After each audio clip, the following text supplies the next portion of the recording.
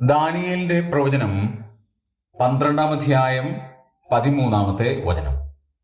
നീയോ അവസാനം വരുവോളം പൊയ്ക്കൊള്ളുക.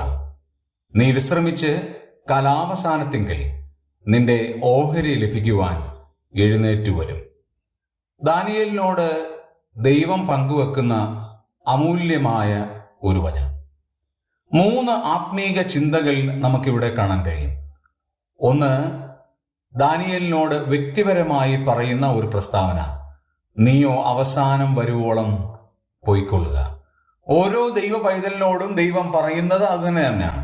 മരണത്തോട് അടുക്കുമ്പോൾ ദൈവം പറയുന്നതാണ് അവസാനം വരുവോളം പൊയ്ക്കൊള്ളുക. രണ്ടാമത്തെ കാര്യം, എല്ലാ മരിച്ചുപോയ ആളുകളിലും ഉള്ള ഒരു കാര്യമാണ്: നീ വിശ്രമിച്ച് കാലാവസാനത്തിങ്കൽ നിന്റെ ഓഹരി ലഭിക്കും. നീ വിശ്രമിക്കാനായിട്ട് പോകുന്ന ആളാണ്. നിനക്ക് ഈ ലോകത്തിൽ വളരെ ബിസി ഷെഡ്യൂൾഡായിരുന്നു. നീ ഇപ്പോൾ വിശ്രമിക്കുക. കാലാവസാനത്തിങ്കൽ നീ വരും.